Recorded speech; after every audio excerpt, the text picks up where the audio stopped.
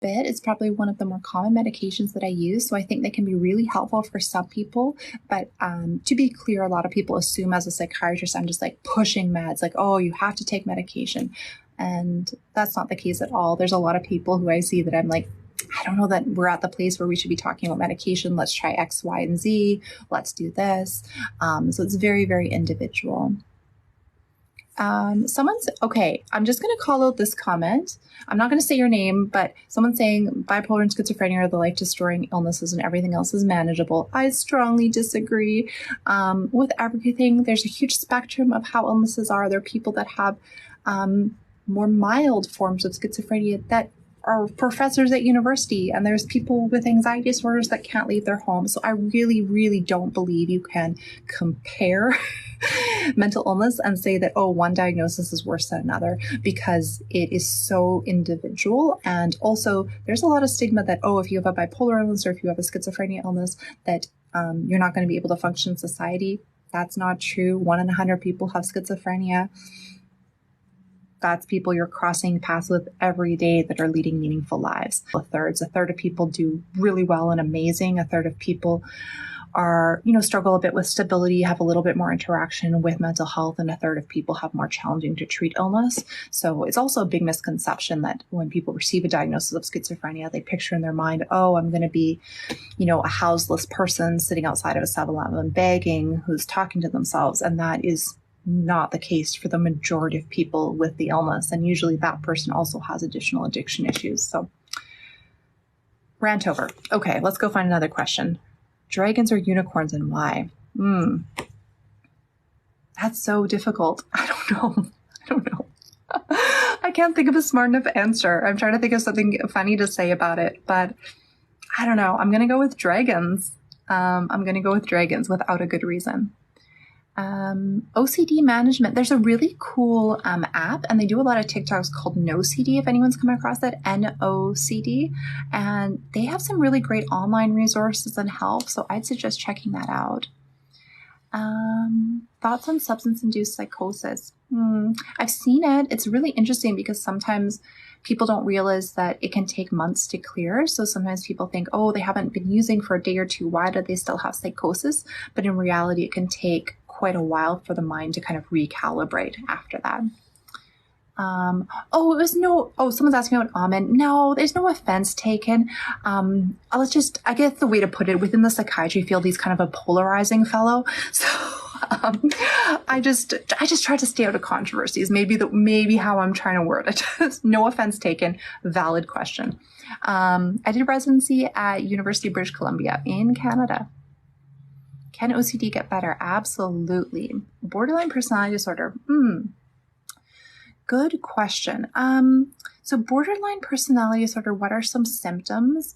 So the classic is kind of intense, unstable relationships. The other thing that people sometimes don't realize is related is really constant mood fluctuations. So really having a hard time with mood lability, like moods really changing very sharply and drastically throughout the day. It can be incredibly exhausting.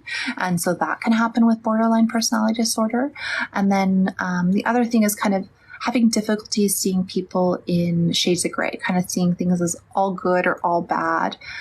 Can be that somewhat, I don't mean to say that in a way that people with borderline personality don't recognize that they're doing that, but it can happen. So there's more, but that's some.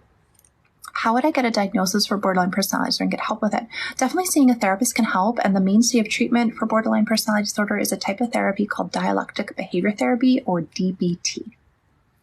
Is genetic testing worth it to find a best fit for medication? Only if you've talked to your provider and who is prescribing you medication. Generally, we do not recommend it first line, like before you've tried anything, to do the testing. If you've had a lot of unusual effects or struggling to find a medication that works, that might be the case. What do I think of psychoanalytic therapy? That is a huge commitment. For those of you who don't know, psychoanalytic therapy is like the stereotypical going to a psychiatrist, lying on a couch. You can go like 3 times a week for an hour. It is a hugely time-intensive endeavor. Is it life-changing for some people? Absolutely. Can the majority of people access that, make that happen practically? No. There are some people that do psychoanalysis just once a week, but traditionally it's like a multi-time a week thing for multiple years. So it's a very long-term commitment. I did do some training in it. I think it's very interesting. I can see why it can help, but I'm a little bit more of like a practical kind of like boots on the ground type person. And most of the people I work with, that's just not going to happen, let alone like so expensive. Okay. What do psychiatrists think of therapists? We love them. How do I get help if my parents won't listen? So one of the things that you can do is usually your parents will take you to a pediatrician, right? You have to get a medical checkup. And so talking to your pediatrician should talk to you on your own. You also should be able to access your school counselor on your own. And then usually my experience has been is that when parents hear from another professional on the concerns, usually they're more open to it. Sometimes it's really hard as a kid talking to your parents on your own. So even if you don't have access to a pediatrician or a school counselor, like opening up to another trusted adult, like if you have an auntie or, somebody else or a trusted teacher, so that they can help you talk to your parents about getting you help. Chantel, have I heard of quiet BPD? Is it an official, widely used classification? No, it is not. But it's like a term to help people understand when they have like certain symptoms of borderline personality and not.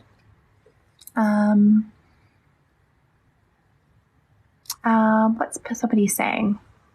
I'm trying to find the question. Maui. Hi, Maui. I hope you are doing okay. Maui got hit pretty hard there. I guess it depends on what side of the island you're on, right? Good morning from South Africa. Good morning.